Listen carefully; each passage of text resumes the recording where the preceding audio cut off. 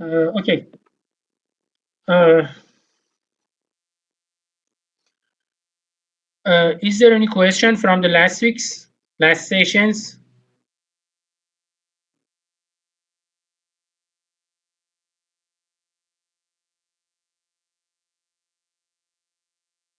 If you have question, please ask me.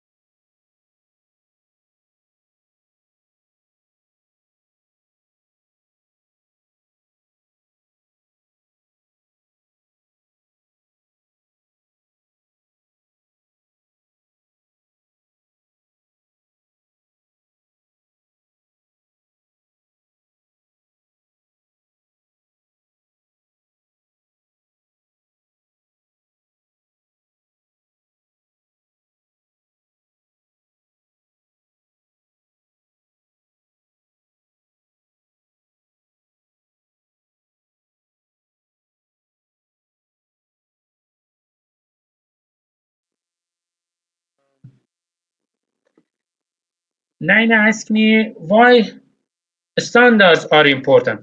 Standard, uh, why it's important.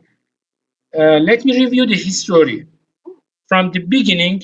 At the beginning years in computer networking, each company, for example, Xerox, IBM, and other companies, had proposed their own standards.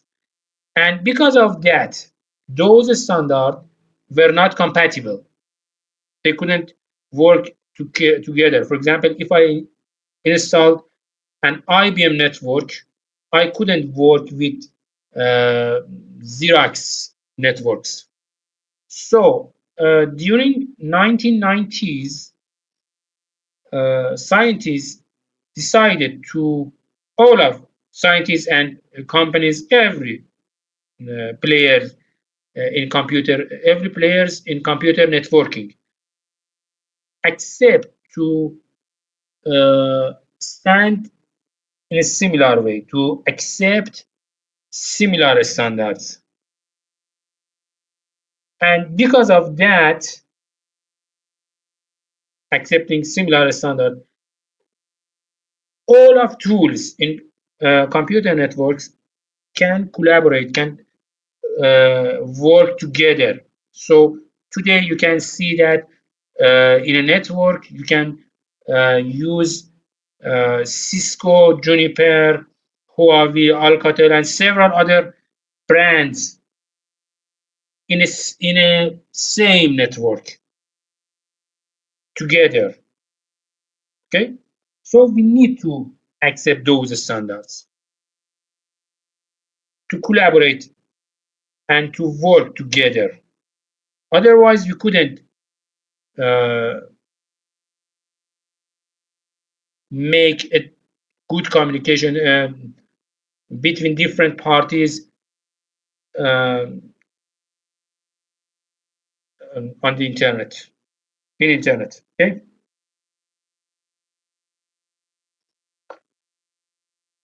Yes, protocols are controlling total actions between two parties when they try to talk together. We need a protocol.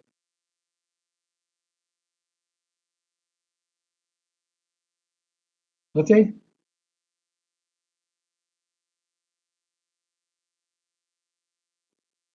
Naima, is it enough or no? Okay. Is there any question?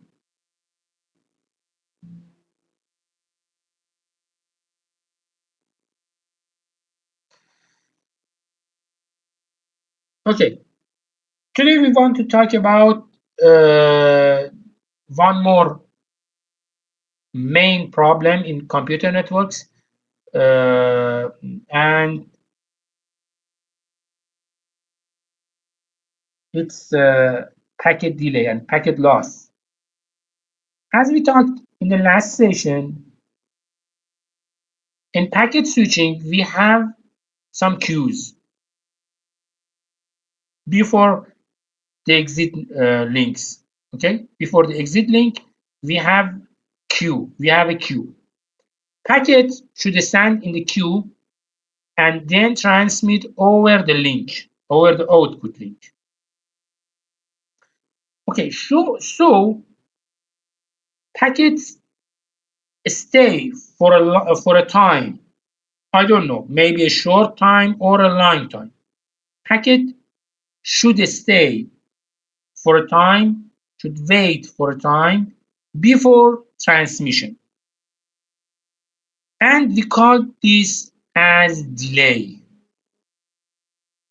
So delay means waiting before transmission. Okay, but we know that as long as the length of queues grows, queues became longer, this delay becomes longer too. The delay will grow up for longer queues.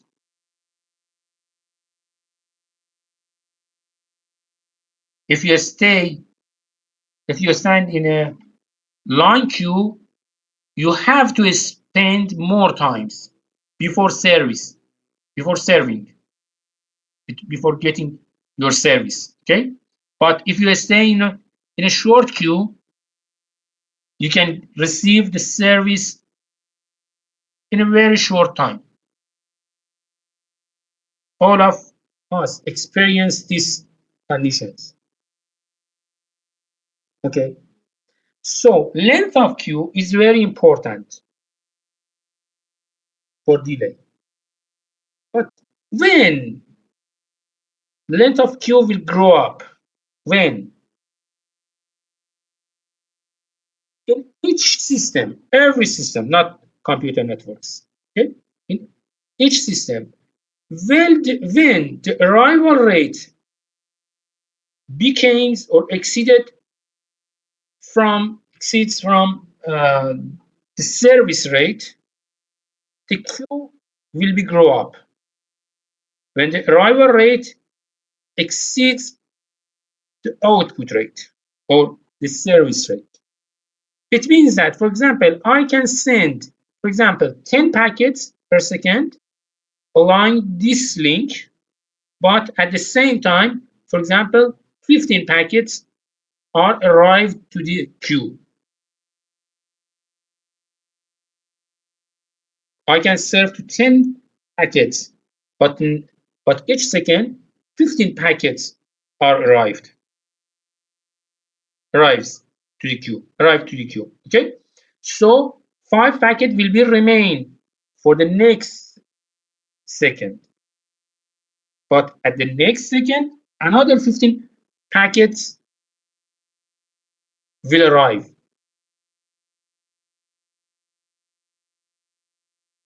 For the next second, 10 packets will be remain, and then another 15 packets will arrive again. At this time, the queue will grow up, and packets will suffer from longer delay.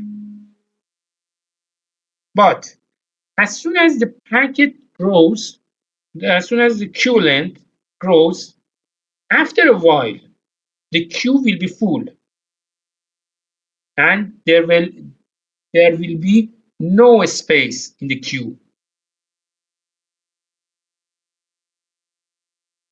So we cannot accept new arrival packets. Why?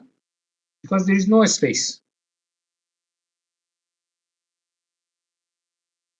So we have to drop the packet.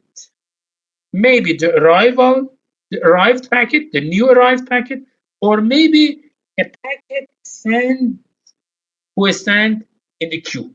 It depends on our strategy. maybe the newly arrived packet could be dropped, maybe, or maybe the newly arrived packet is an important packet. So I'm selecting, for example, a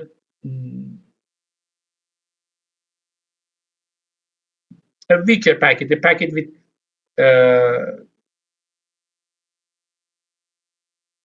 a packet with less important packet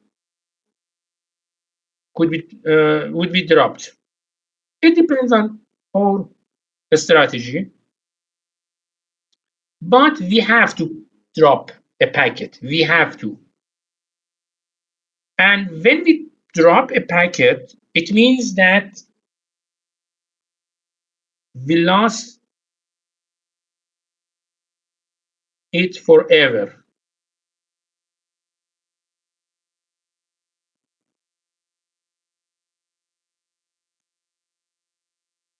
This packet has been sent and it travels across the network until my switch.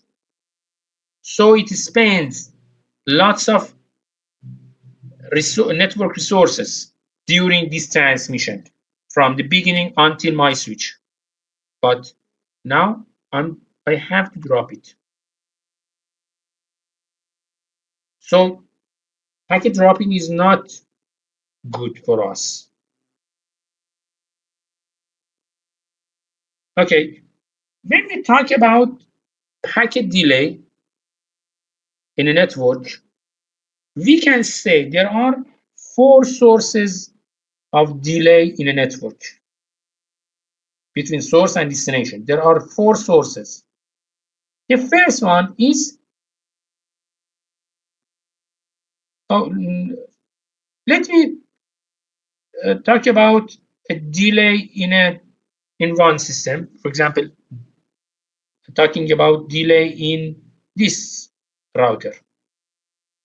In one node, we have 4 different delays. The first one is processing delay. In processing delay, the router or the switch tries to check the packet, determine its output link, and handle the header of the packet to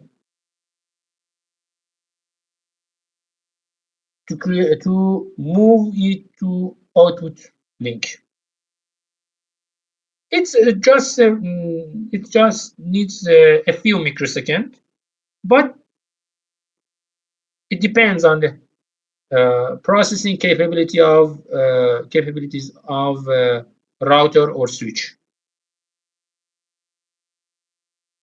But for each packet, we have to spend this time. The other source of delay is queue delay. We have to stay in a queue before transmission. It means queue delay. The third source is transmission delay. We talked about, and the fourth one is propagation delay. In the last sessions, we talked about these delays. We say that transmission delay is a delay to transfer a packet into link.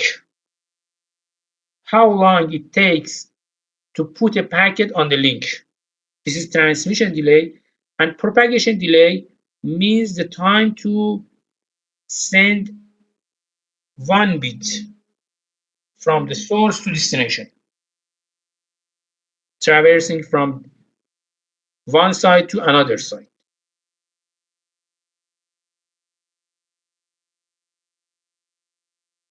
In the last session, we said that transmission delay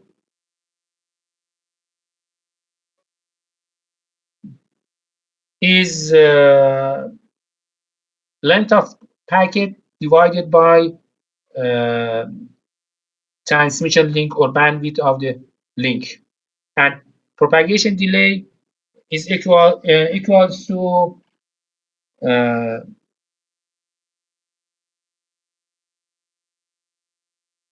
length of link divided by transmission speed, d divided by v. Transmission delay is L divided by R, and propagation delay is d divided by v. Okay, so we have in each router we have 4 sources of delay. Okay, I have a question. Among these 4 delays, 4 sources, which of them is important? What do you think? Which of these delays is more important than the rest? What do you think? Let me know. Write in the chat room, in the chat window. What do you think? Which of them is more important than the other? And why? Why? Why that is important?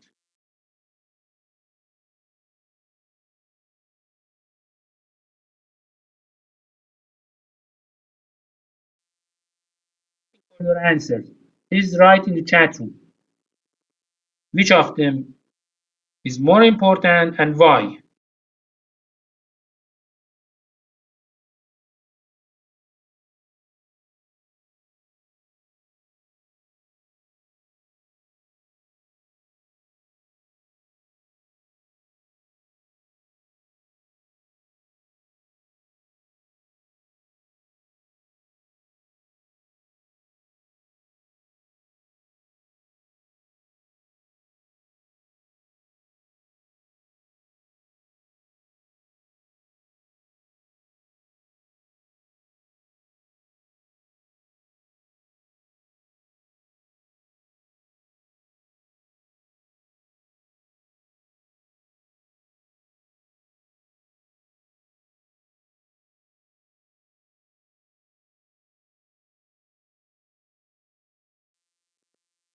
The other, Judge Sarah Monson and Intisar Alavi. Response to my question. What about the other? What do you think? Which of them is the most important source of delay?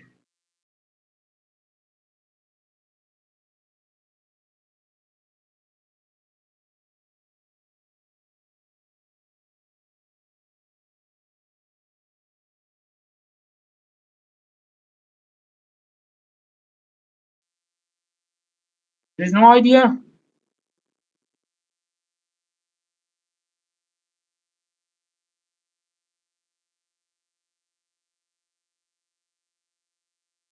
The queuing delay is the most important. Why? Because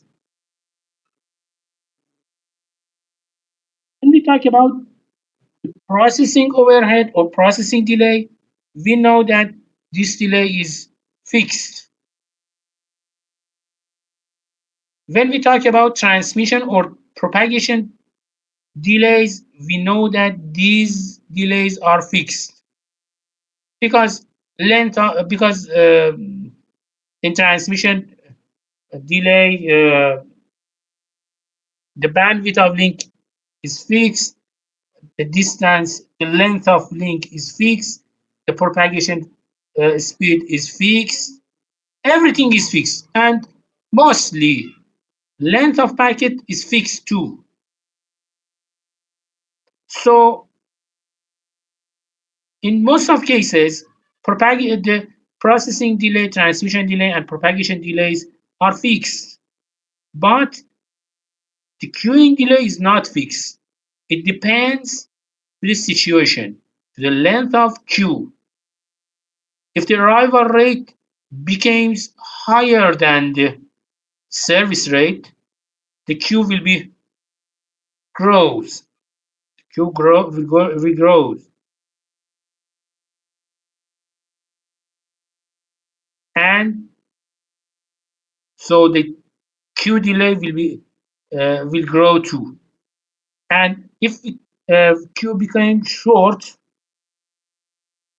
the delay will be short. So the length of queue is the most important source of delay here. And we have to be care about this delay. Let me, okay, look at here.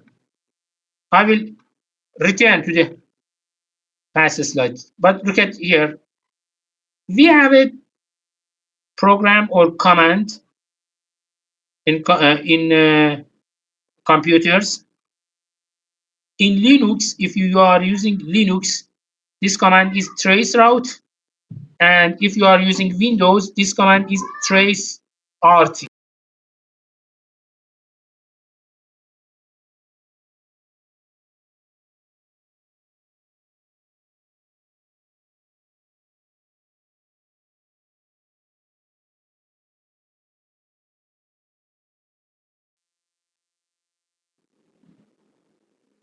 In Linux, this is traceroute command, and in Windows, this is traceRT. TraceRT. Just go to your command window and type this one. For example, traceRT yahoo.com. For example, or you can choose another website. Okay, just type this in your command window. For example, here,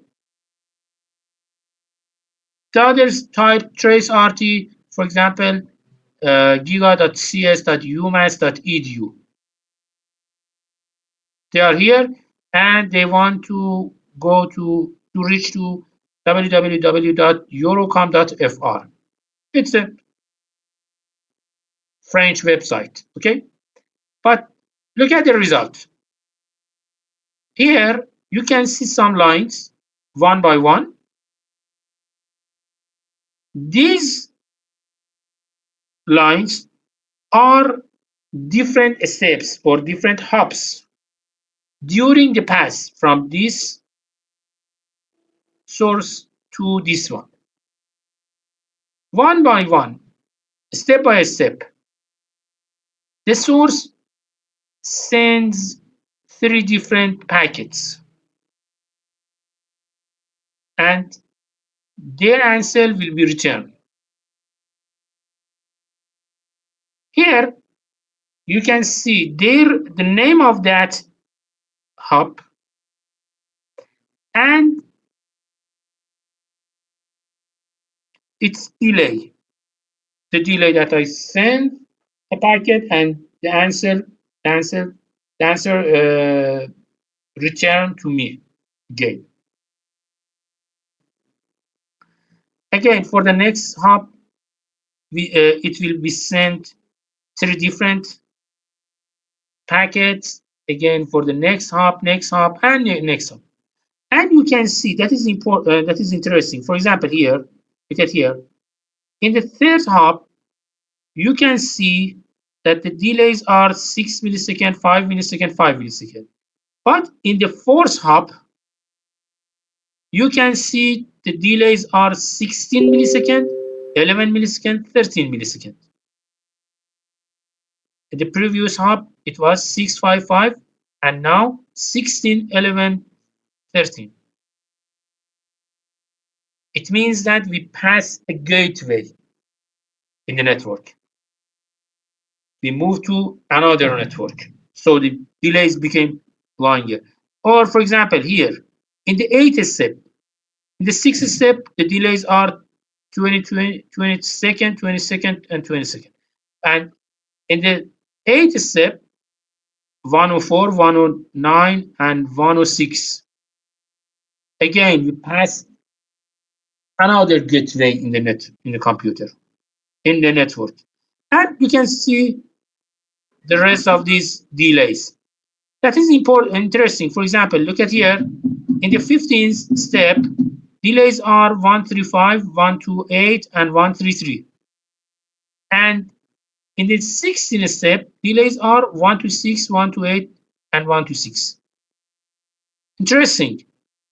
The delays in the 15th hop are higher than the delays until the 16th hop. Why? This is the real of network, real behavior of network. In the previous step,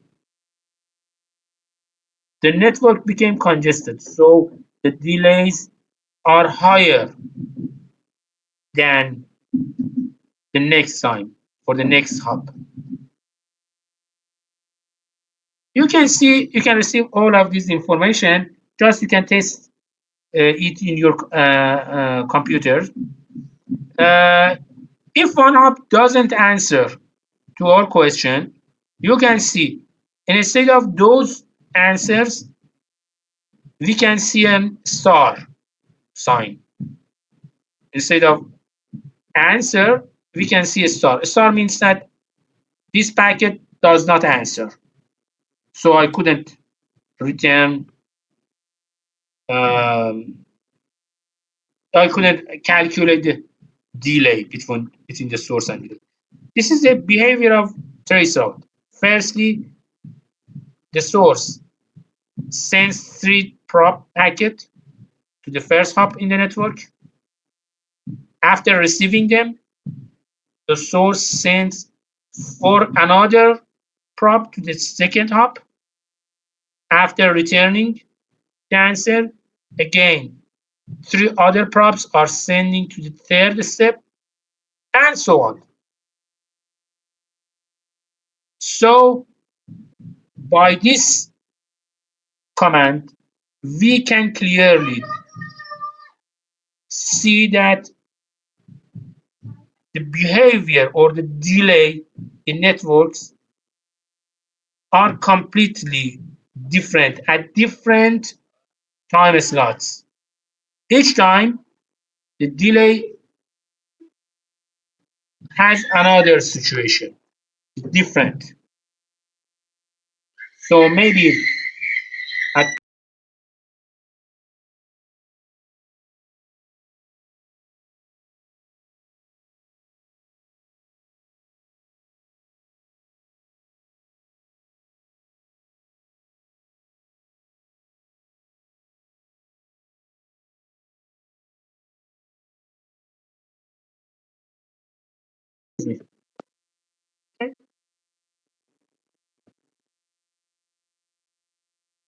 so it's a wave.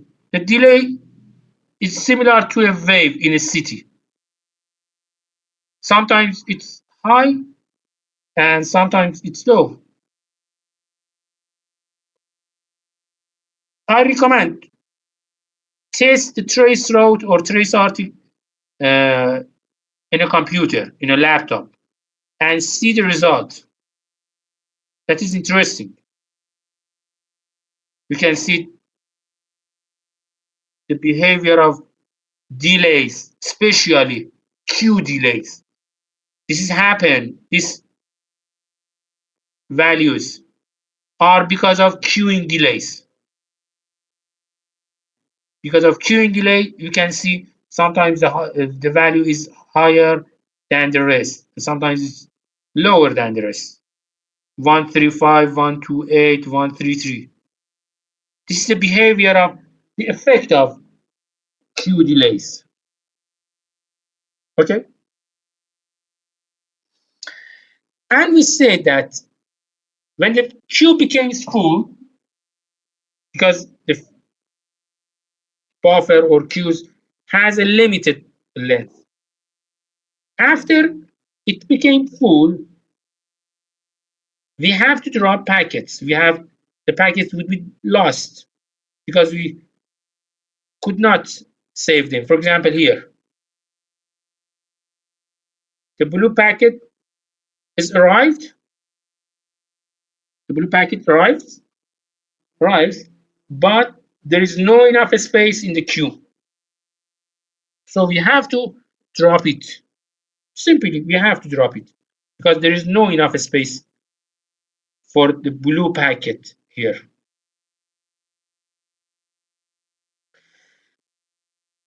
Throughput. Throughput is another important factor in computer networks. Throughput is a rate in, for example, bit per second. Is a rate at which bits are being sent from from sender to receiver. In other words, how many bits are received to the destination in 1 second, for example, in time unit, in a time unit. For example, a second, a millisecond, a minute, I don't know. But how many bits are received to this destination? Bits are transmitted from the source. How many of them are received to the destination in one time unit? For example, in 1 second.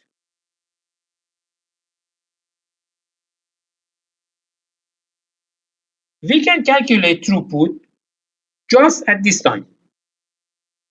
We can calculate or give instances, some instances for a few seconds from then the network and say, okay, the throughput at this network is, for example, 10 kilobyte per second or something like that.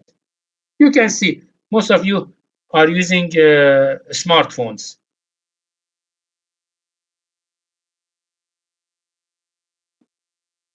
You can see the throughput of your network on top of the screen of your smartphone on top left side. You can see the arrival rate, the throughput. Okay. At a specific time, you can say at this time the throughput is blah blah blah something. But mostly, instead of using instances values, we use average values. It means that, for example, I'm calculating the throughput, the arrival bytes, for example, in 1 minute. And after that, I divide the arrival data into, for example, 60. And then say, okay, the throughput is, for example, 9 kilobit per second. At this case, we are talking about a longer period of time, not a specific point of time. But what is important is that when I'm sending the data from a server to the receiver, to the destination, the links along the network, the links have different bandwidths. So they have different throughputs. For example, here, one link has the first link has a lower bandwidth from the next link. Or here in the bottom, you can see the first link has a higher bandwidth from the second link.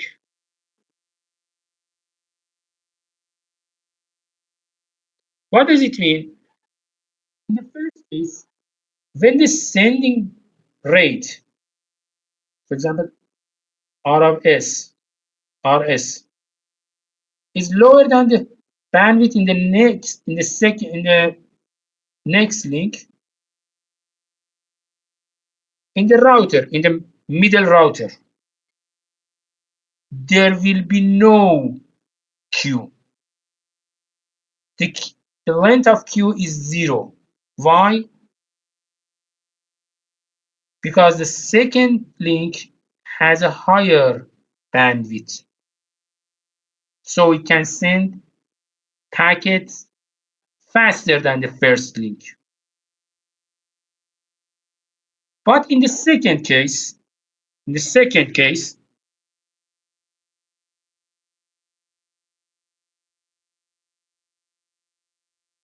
we can send a huge amount of data using the first link, but in the middle router, we will have a queue because the next link has a lower bandwidth,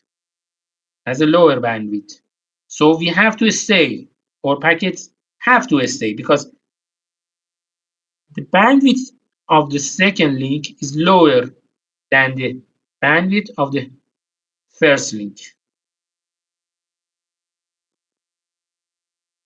Here, in this case, we have a bottleneck. We have a queue in the router. But in both of cases, we can see that the throughput between the source and destination, the received throughput in destination, is constrained by the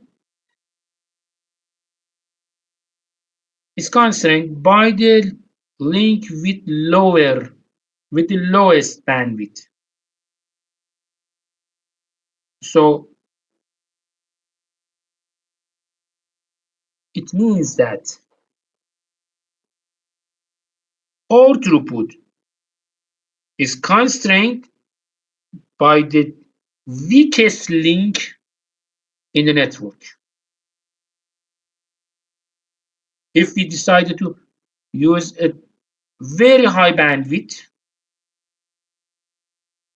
we have to be clear about this. Care about the weakest, the link with the lowest bandwidth. We have to care about it, that link. That link is the bottleneck link. Here, the first link, or in the second case, the second link is the bottleneck. It has not enough bandwidth. So it limits our transmission rate. Let me go through the internet. When we talk about internet, in internet we have several sender and several receiver, maybe millions or billions server and receiver. Each of them are connected to internet through their own links. In the core of internet, we have links with higher bandwidths, very high bandwidths. For example, 100 gigabit per second, or maybe higher than this. Okay. In the core of internet, we have very high bandwidths, but still those links are bottlenecks. Why? Because of this. Look at here. Each source or destination has its own bandwidth. Maybe it's weak, maybe it's low, but it's not important.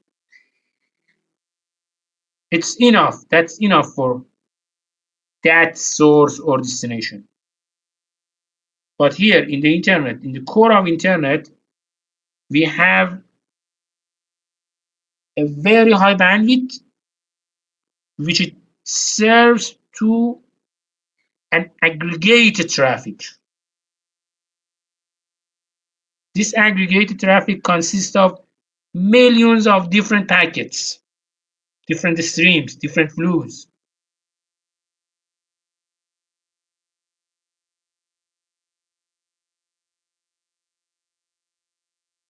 So each flow, each connection, each packet will receive a smaller amount of bandwidth. We have to divide this large bandwidth into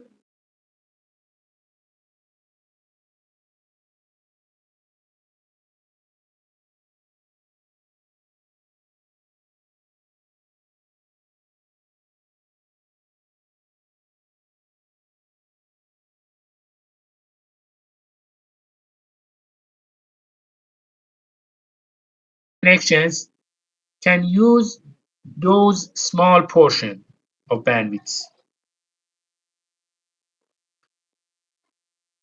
So day by day, every day, we have to increase the bandwidth in the core of internet because of this problem.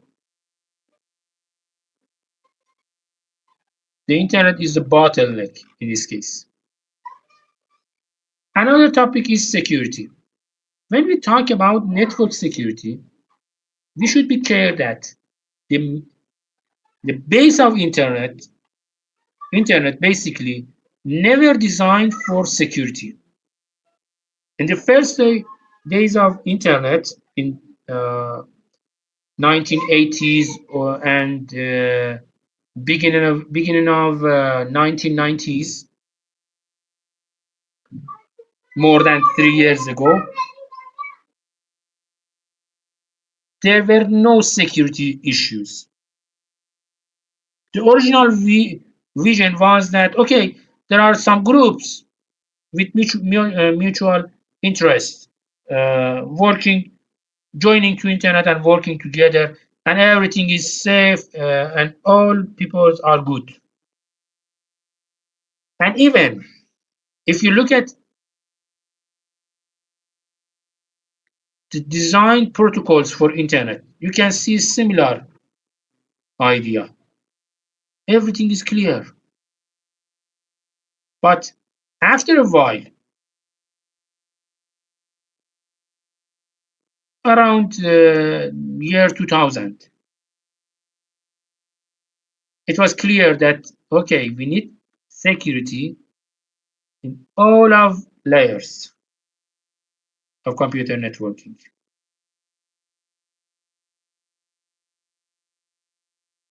We need security. Why? Because of bad guys. They can attack to my computer network. They can attack to my resources, hardware resources, software resources. I should learn how to act against those attacks. How can I defend from my properties? And what should I do? And how can I create a safe structure, safe one against different attacks? Okay.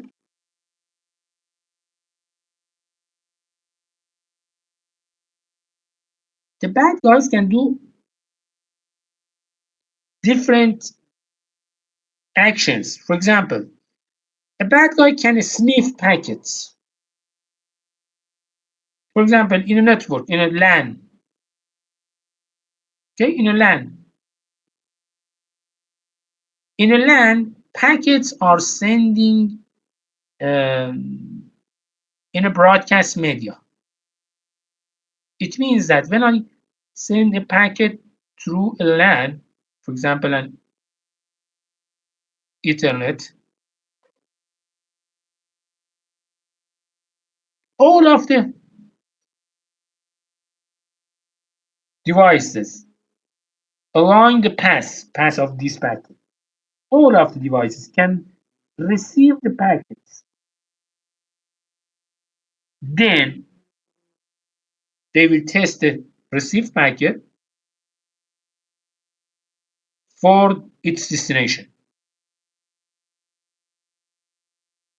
If even that packet is not related to the computer will drop the packet, the frame.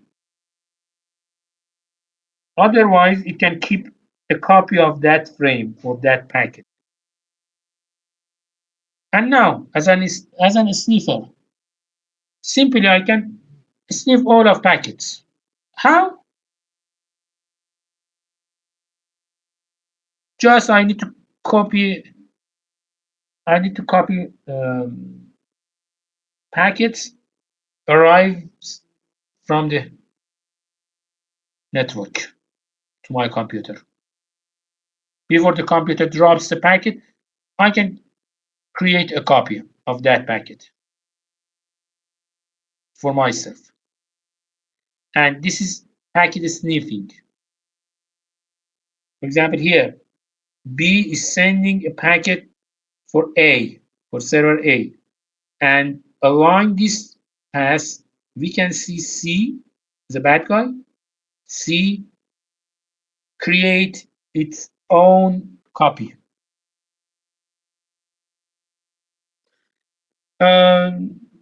You can use Wireshark software. It's a very easy software. It's very easy. I will prepare a video for you about some videos for you about Wireshark. Just search for it.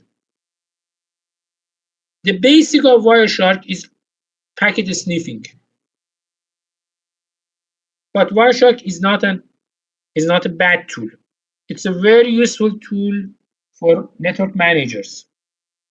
And at the same time, as a hacker, you can use it to attack to other networks. That is interesting. Okay. And what can we do? Another attack is creating fake identity. For example, here, C is sending a packet to A and says, okay, this packet is sent by B. Look at this. The source is B. We know that C is sending this packet, but in the packet, in the frame, source is B.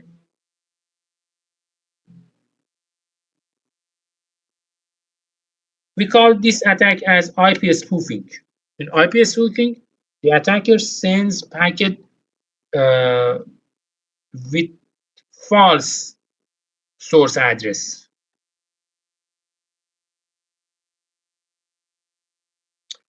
Denial of service or DOS attack is another attack. In this attack, some bad guys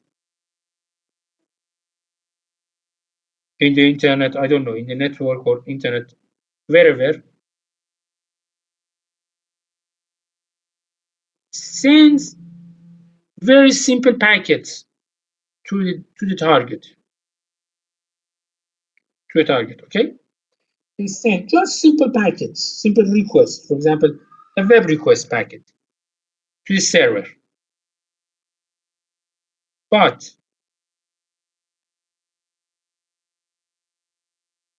that server has a limited capacity. So it can answer to just a few requests per second. For example, 10,000 requests per second. Not, for example, 11 or 12,000 packets.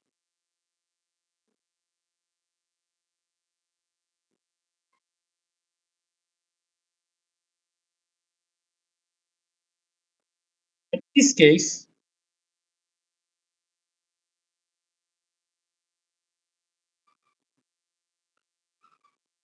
the server could not answer. Why? Because its buffer will be overflow. Total number of received packets is higher than the service rate of the server. So the server will be crashed. It's very easy.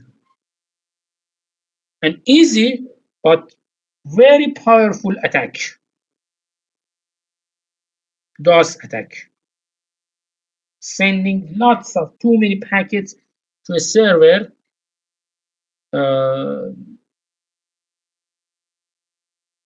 causes a full queue in the server, and then it could not answer to the real requests. So the server would be crashed. But when one source sends packets, a firewall can identify and filter those packets. Instead of using one sender, we can use several senders to send packets to the server. In this case, we say that this is a distributed DOS attack or DDoS attack.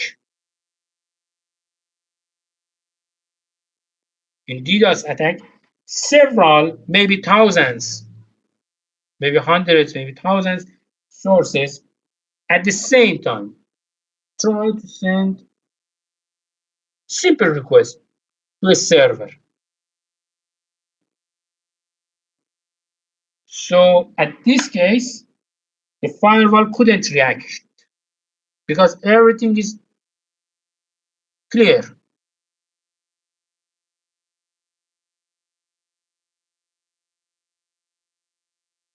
Those packets are simple requests.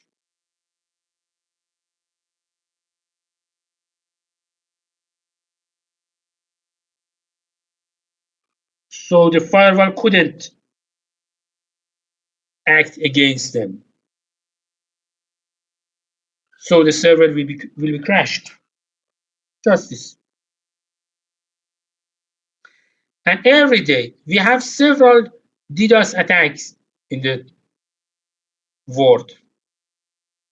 If you have an account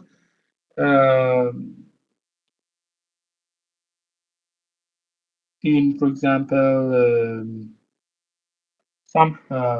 a real account. If you have a real account in some security sites, you can check for this, for DDoS attack at the right moment, at this time. Okay. So we have several types of attack in the network. And what we should do against those attacks? We have to be care about authentication, confidentiality, integrity, access relation, and using firewalls. We will talk about these items in chapter 8. We will talk about network security completely in chapter 8. Through chapter 8, inshallah, we will talk about them.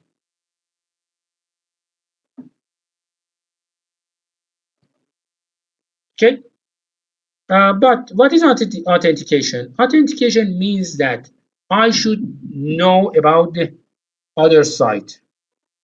I should learn, I should know who is he,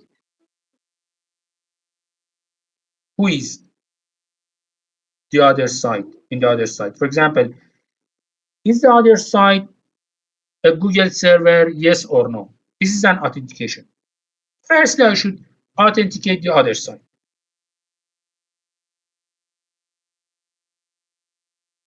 Okay. First, I should decide, I should know who is in the other side.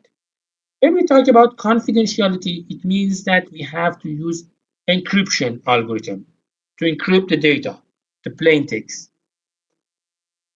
When we need to check the integrity means that if I send a request, I couldn't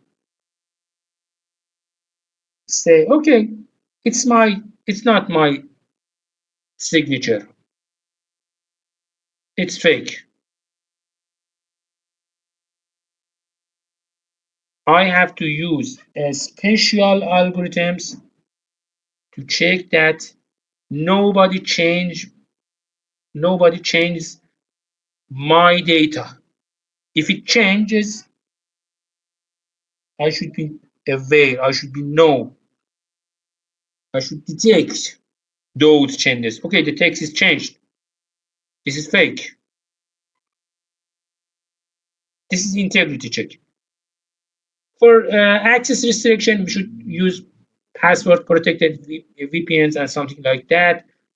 And for firewalls, firewall is a special tools in computer networks to handle network access. For example, getting access from outside into a network, into a core of network, or into a special servers. Firewall can restrict this access. They can help us in DOS attack and lots of different attacks, other attacks. Okay, we will talk about those attacks in chapter 8, inshallah. Naima, have you any question? Have you a question?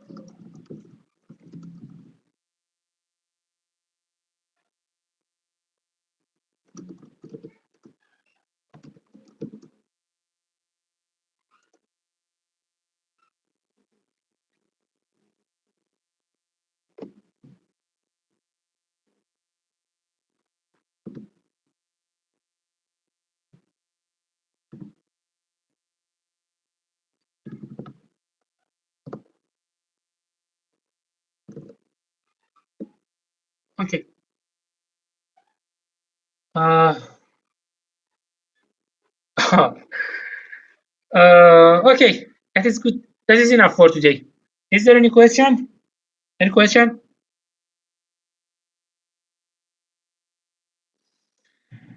Next week on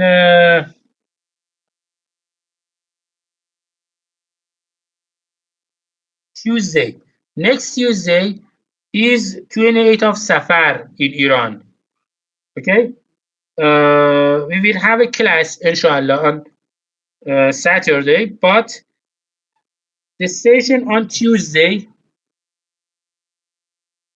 is off. The Tuesday is holiday in Iran. It's 28 of Safar, so we have not a class on Tuesday, next Tuesday. Okay, I wish the best for you. Have a good time and goodbye.